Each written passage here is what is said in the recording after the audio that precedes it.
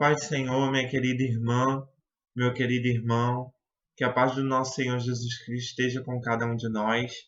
É com muita alegria que daremos início a mais uma pré-aula, a lição de número 12 da classe de jovens, que está com o tema O Discípulo de Jesus e a Participação Política. Nossa, esse tema é muito polêmico, né?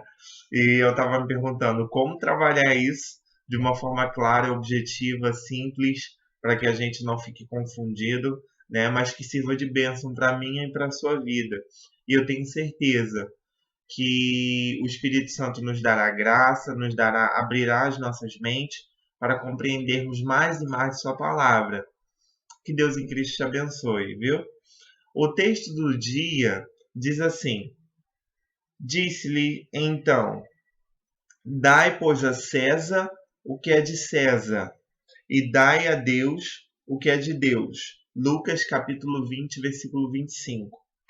Olha que interessante, porque o que mais me chama a atenção é que existem muitos cristãos que não entendem que política e cristianismo são coisas distintas, mas que política e cristianismo também não podem viver separados.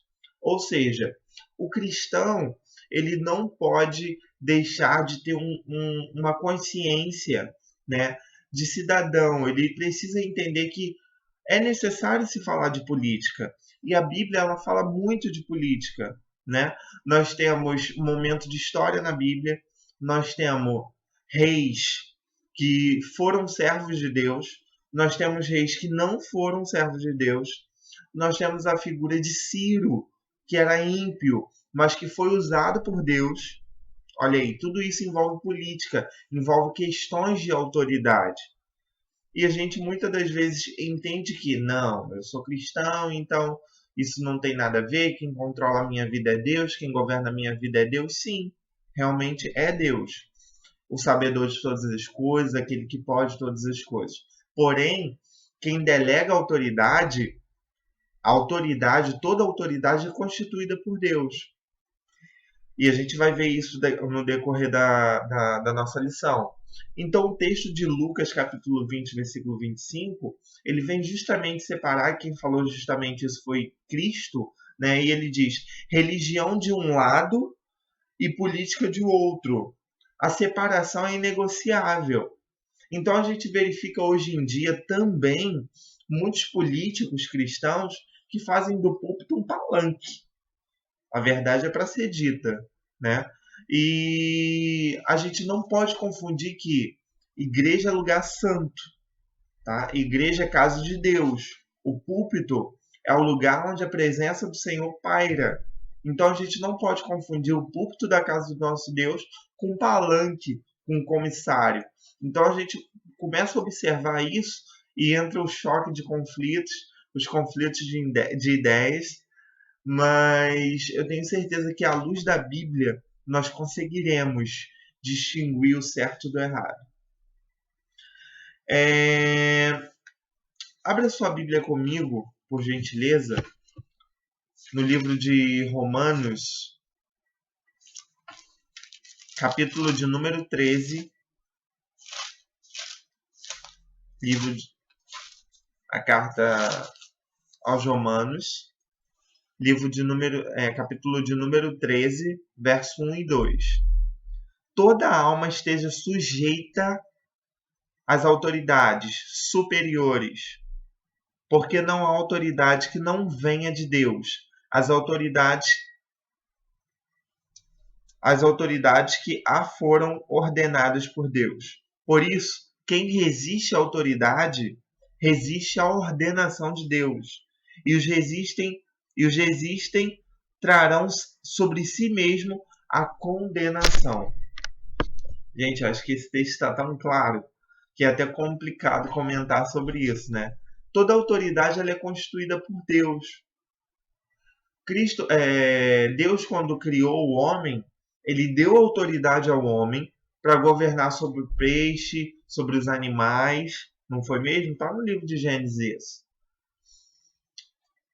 Porém, o homem, muitas das vezes, ele não sabe trabalhar essa autoridade que foi dada por Deus, que foi delegada a ele por Deus. E a gente vê o quê? A gente vê corrupção, a gente vê lavagem de dinheiro. A gente acha que quando falamos de política, e a gente vai comentar sobre isso no decorrer da lição também, falou de política está endemoniado, não é mesmo? E a gente acha que lá no Palácio do Planalto só tem demônio. Não, não, gente, não só tem demônio.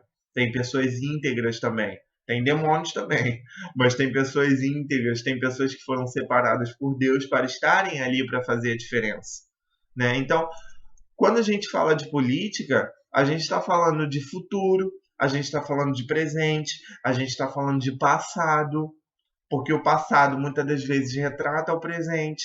Então a gente precisa esclarecer isso para o nosso aluno, abrirmos, conscientizarmos os nossos alunos de que política trata de leis, trata de futuro, trata de igreja, sim, porque quando a gente lida com legislação, qual é a legislação que não afetará a nós cristãos, a nós quanto cidadãos que temos dupla cidadania, a gente também vai trabalhar um pouquinho sobre isso. Então a gente parte do pressuposto de que toda autoridade ela é constituída por Deus, ela foi delegada por Deus. Agora a gente precisa ter consciência para avaliarmos isso, entendermos o que realmente vem de Deus e o que não vem de Deus. Amém?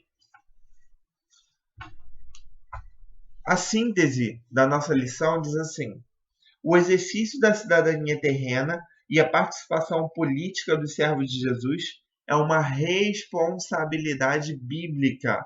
Ou seja, aqui o autor da revista ele está afirmando, ele está nos conscientizando de que a participação política é nosso dever, tanto quanto cidadãos que temos pertencemos a um determinado lugar, e quanto cristãos também, que temos uma cidadania celeste, né? Por mais que não sejamos daqui, né? Não iremos ficar neste lugar, nesta terra, mas enquanto estamos aqui, precisamos ter essa consciência de que o nosso papel é de analisarmos com cautela, né? Toda essa questão política, para sim votarmos de forma consciente e mudarmos a nossa cidadania, mudarmos o nosso tempo, né? Para que o nosso país não fique conhecido como um país da corrupção, mas como um país que tem servos de Deus, como um país que tem pessoas íntegras, como um país que tem pessoas conscientes de que foram chamados para fazer essa diferença. O tópico 1 da nossa revista diz assim: o que é política? E eu vou ler junto com vocês. O dicionário define o vocábulo política como a arte de governar. A palavra grega da qual deriva o termo é polis, que significa cidade. Em relação ao Estado, o termo pode aludir tanto o modo como os governantes administram e escolham as melhores opções para a nação. Olha que interessante. Assim como o processo pelo qual o povo elege os seus representantes para o exercício do poder. Deste modo, através dessa pequena introdução, a gente entende que anarquia não procede de Deus. Anarquia, essa resistência ao governo, ela não procede de Deus, porque toda autoridade ela é constituída por Deus. Agora, se o homem, através dessa autoridade que foi delegada por ele, começa a se corromper, começa a praticar iniquidade, começa a fazer o mal, não, isso já não procede de Deus. Deus sai de cena, né? E entra ali o pecado, entra ali a imoralidade, entra ali a falta de respeito, porque Cristo é santo, Deus é santo, e ele não compactua com o pecado. Precisamos partir desse pressuposto. Agora, olha que interessante também. Abra sua Bíblia comigo em Atos, capítulo 5, versículo 29. Livro de Atos, capítulo 5, versículo 29. Anote essas referências também, tá, professor? para estar trabalhando com seus alunos no domingo. Atos capítulo 5, versículo 29 diz assim, ó. Porém, respondendo Pedro e os apóstolos disseram: mais importa obedecer a Deus do que aos homens. Poxa, Jefferson, como assim? Você disse que toda autoridade é constituída por Deus. E a gente precisa obedecer às autoridades. E agora você vem me dizendo que mais importa obedecer a Deus do que os homens? Não estou entendendo muita coisa mais, né? Tá confundindo o meio de campo. Não, olha só. Precisamos obedecer às autoridades? Sim. Ponto 1. Agora, quando essa autoridade ela vem contradizer ao que nós acreditamos, ela vem contrapor aquilo que nós chamamos de cristianismo, aquilo que nós chamamos de cristianismo autêntico, aquilo que foi ditado por Deus a nós, aquilo que foi delegado a nós, aos nossos princípios e valores, nós sim devemos repudiar, ok? Nós sim devemos debater, impor as nossas ideias, porque nós temos as nossas próprias opiniões e nós devemos sim ser respeitados, tá? A igreja ela precisa estar separada do Estado. Por muitos anos, igreja e Estado elas viviam juntas e muitas das vezes nós nem entendíamos quem era quem, tá? E a gente precisa entender que nós somos cristãos, nós pertencemos a uma classe e essa classe precisa ser respeitada, ok? Temos exemplos disso na Bíblia? Temos Daniel. Ele não se contaminou com o manjar do rei, ok? O rei era uma autoridade, tá? O rei, ele precisava ser respeitado, sim, e ele foi respeitado. Porém, quando ele disse que toda pessoa deveria se prostrar e adorar, não. Daniel disse, não vou me contaminar com essas coisas. E Deus honrou a vida dele. Você bem conhece a história, tá? Então, nós verificamos que toda autoridade ela é constituída por Deus, porém, quando essa autoridade ela vem contrapor aos nossos princípios, nós devemos repudiá-la. Esse é o ponto 1. A gente precisa partir desse pressuposto, de que política e cristianismo precisam, sim, serem conversados, tá? Continuando. Logo, ela é parte essencial da vida humana. É bem isso que a gente estava tratando agora. Aqueles que afirmam não gostar de política desconhecem que é exatamente ela quem define os temas que afetam o nosso dia a dia. Então, cristão, se você não gosta de política, você está completamente errado, tá? E isso é muito preocupante, porque quando você fala que não gosta de política, as pessoas começam a te manusear de uma forma muito fácil. E às vezes a gente acha assim, o brasileiro ele tem muito disso, né? Ele fica muito de olho aberto porque ele sempre acha que tem alguém o manuseando. E quando a gente não trata desses temas, sim, a gente começa a ser levado por pessoas, né, que muitas das vezes não partem desse pressuposto, né, do que a Bíblia nos afirma, do que a Bíblia nos deixa como princípio, como valores. Quem são as pessoas que nós estamos votando? Quem nós estamos colocando para nos representar lá em Brasília? Quem nós estamos colocando para fazer o diferencial nesse país? Será que nós estamos impondo, nós estamos cobrando de nossos representantes aquilo que foi prometido anteriormente? Será que eles estão cumprindo aquilo que foi prometido anteriormente? A gente precisa entender isso. Eu gostaria também de trabalhar com vocês um pouquinho da história política do nosso país. Então, a gente vai relembrar o nosso aluno um pouquinho da história da política do nosso país. E a gente precisa colocar isso, e a gente precisa alinhar isso tanto no cenário político, tá, de história, e tanto no cenário teológico, no cenário bíblico. A gente vai trabalhar isso.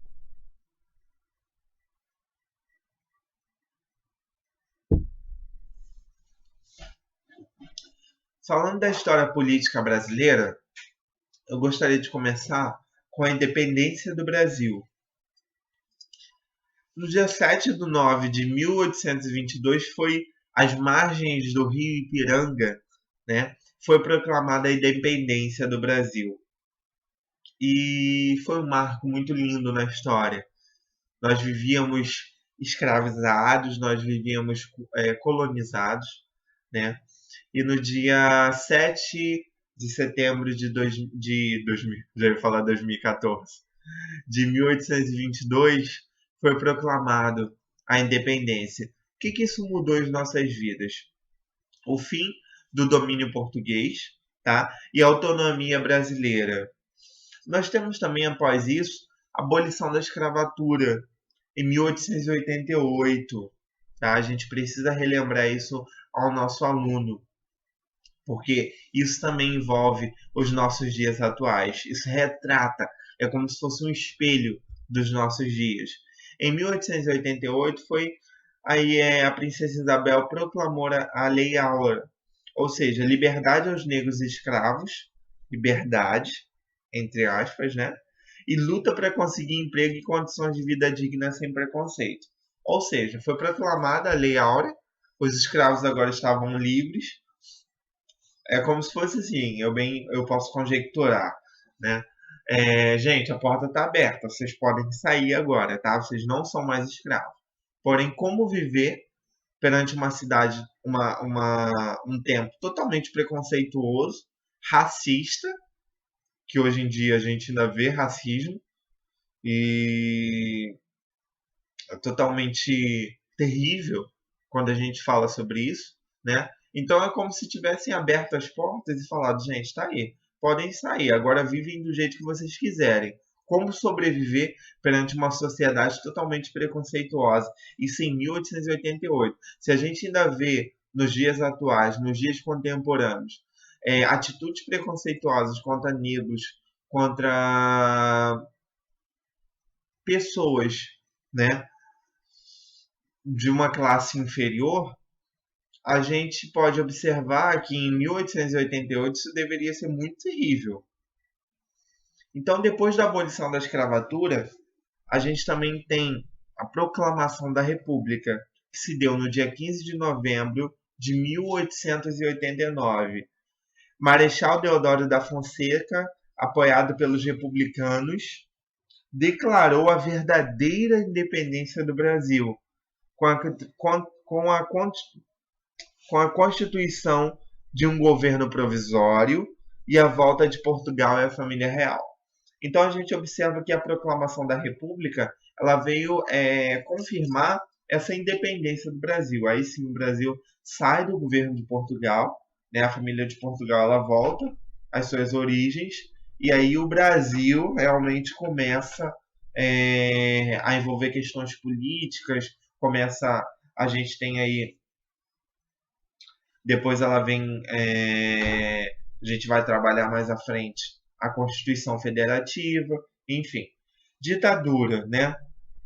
Período que aconteceu entre 1964 e 1985.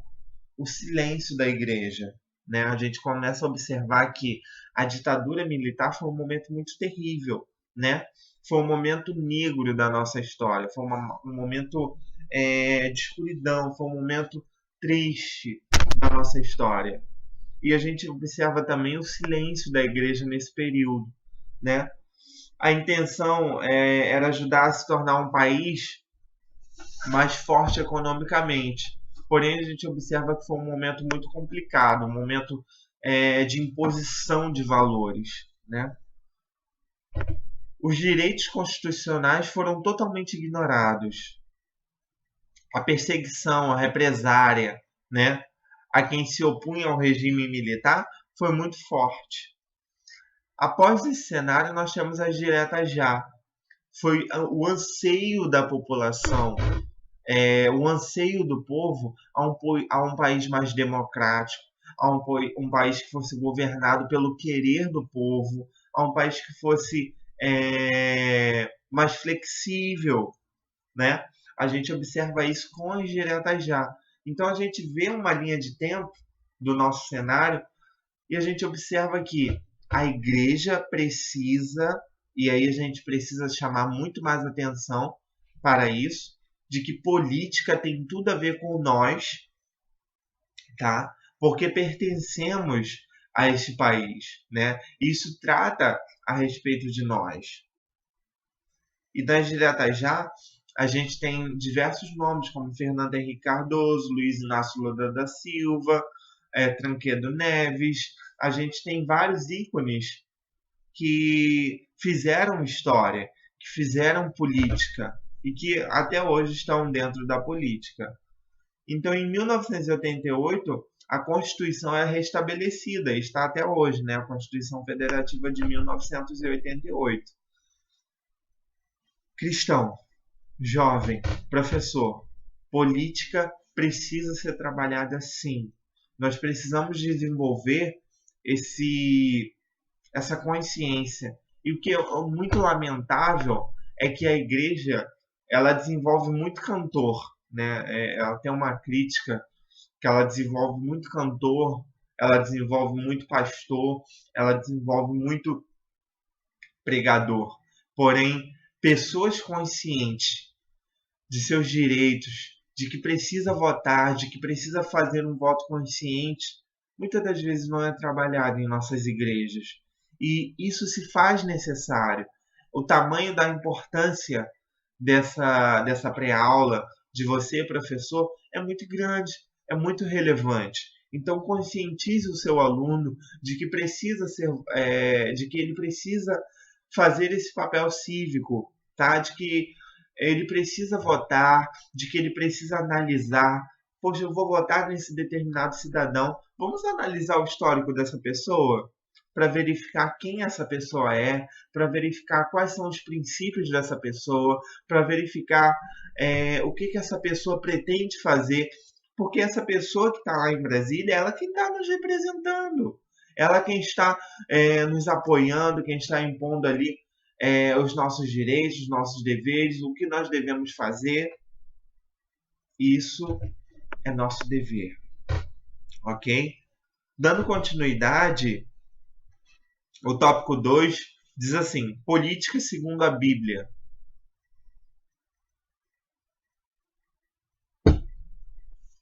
Dupla cidadania do cristão.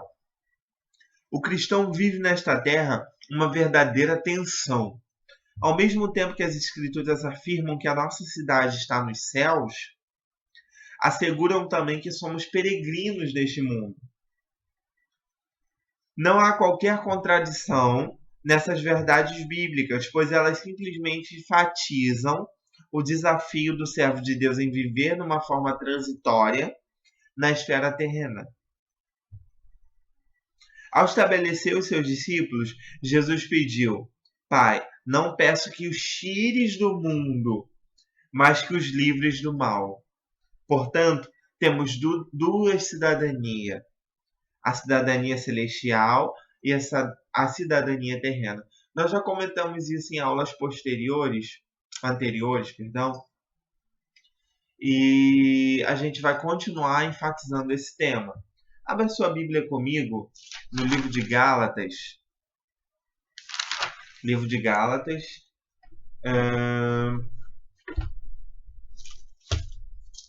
Deixa eu abrir aqui junto com vocês. O livro a qual escreveu o apóstolo Paulo. O livro de Gálatas, no capítulo 1, versículo 10, que diz assim, ó: Porque persuado eu agora a homens ou a Deus? Ou procuro agradar a Deus ou a homens? Se estivesse ainda agradando a homens, não seria servo de Deus. O apóstolo Paulo ele vem dizer nesse versículo, né, ele vem conscientizar aos Gálatas que ele não estava ali para agradar homens, tá? Ele estava ali para agradar a Deus. Então nós devemos sim agradar a Deus acima de quaisquer coisas, tá? acima de qualquer coisa, nós devemos agradar ao nosso Deus. E nós vemos isso também, por mais que tenhamos dupla cidadania, nós devemos entender que o nosso papel é um papel de diferencial, é um papel de cristão, e esse papel precisa ser um papel íntegro, né? A gente entende que toda a autoridade foi constituída por Deus. Cristo, quando estava sendo tentado pelo diabo no deserto, o que o diabo propôs a ele? Ele falou: olha só, tudo isso eu te darei, se prostrar de me adorares. O mais interessante é que quem estava falando isso era o pai da mentira, né? E ali já era uma mentira, porque toda autoridade ela procede de Deus. Então, Cristo ali falou: aparte de mim, Satanás, porque só a Deus servirás e somente a ele se prostrarás. O versículo do mesmo capítulo, capítulo 1 de Gálatas, versículo 15, diz assim, ó: mas quando aprove Deus, que me desde o ventre me separou e me chamou pela sua graça.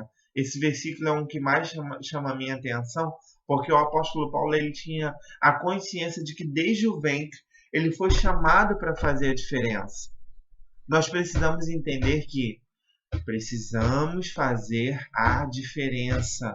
Precisamos ser marcados como pessoas que viemos para fazer a diferença, porque somos testemunhas de Cristo. Testemunhas é aquele que afirma, aquele que tem as suas convicções respaldadas em Cristo, tá? Cristãos, aquele que procura fazer a vontade de Deus Pai. Então nós já vimos que a nossa história política é uma história marcada por muitos conflitos, porém a igreja estava dentro desses conflitos, né? E devemos ter esse papel racional, esse papel de que estamos no mundo, porém não pertencemos ao mundo, temos essa dupla cidadania e precisamos sim trabalhar sobre política, mas não precisamos fazer politicagem, isso é interessante, tá? E devemos sim trabalhar sobre política, falar a respeito de política, não demonizar, tá? Mas trabalharmos de forma racional e consciente para que o nosso futuro seja um futuro próspero, seja um futuro totalmente direcionado por Deus. Eu gostaria até de deixar aqui para vocês uma frase de Jonas Madureira que diz assim, ó: péssimo missionários intraculturais, afirma Jonas Madureira. Jonas Madureira ele vem querer trabalhar aqui com essa frase, dizendo que a igreja ela trabalha diversos assuntos, porém muitas das vezes nós somos péssimos missionários culturais. Muitas das vezes nós não queremos falar de cultura, de educação, de valores. Precisamos falar sim sobre isso. Precisamos falar de cultura, precisamos falar de inovação, precisamos falar de política acima de qualquer coisa. O cristão deve fazer o bem, então precisa fazer política? Essa é uma pergunta que cria muita polêmica, né? O cristão ele deve fazer sim o bem, tá? Ele deve comentar, ele deve trabalhar a respeito do tema de política, mas ele deve separar cristianismo de política, ou seja, dar a César o que é de César e dar a Deus o que é de Deus. Devemos pagar nossos impostos, devemos ser pessoas íntegras, devemos respeitar as autoridades, porém quando essas autoridades vêm contrapor os nossos valores, nós devemos nos impor, nós devemos nos respaldar. Tudo isso é interessante e precisa ser trabalhado dentro dessa lição. Eu até coloquei aqui, ó, fazer política não significa fazer um palanque eleitoral. Deve se envolver com questões públicas. Devemos trabalhar esses temas e é interessante a gente trabalhar com os nossos alunos que quando nós falamos de política, a gente não precisa fazer das nossas igrejas um palanque eleitoral, ok? Então é interessante isso para trabalharmos e deixarmos bem claro que igreja é lugar santo, igreja é casa de Deus, igreja é lugar onde foi separado para adorarmos ao nosso Deus. Precisa ser trabalhado política? Precisamos trabalhar política? Sim, porém devemos fazer essa diferença. Só para fecharmos a nossa aula de hoje, gostaria de ler a conclusão com você. É preciso concluir esta lição enfatizando o quão crucial é para o cristão, olha só o que o nosso autor vem dizer, exercer o seu voto de forma consciente e sábia, lembrando que a participação política é uma responsabilidade bíblica. Ok, professor? Ok, aluno? Então vote. Vote de forma consciente. Vote de forma responsável, para que isso não venha cair sobre você o peso da responsabilidade. Tá? Para que os nossos valores não sejam destruídos, para que os nossos princípios não sejam destruídos. Mas quando você vota conscientemente, você vota segundo o pressuposto de que a Bíblia é o nosso maior manual de instrução. Então, tudo quanto formos fazer, devemos consultar isso aqui acima de qualquer coisa, ok? Quando você for votar, quando você for falar a respeito de política, fala de forma racional, fala de forma sábia, fala respaldado no que o nosso Deus deixou para nós, ok? Que Deus em Cristo te abençoe, que te dê a paz. Agradeço pela sua atenção, pelo seu carinho em estar assistindo esse vídeo.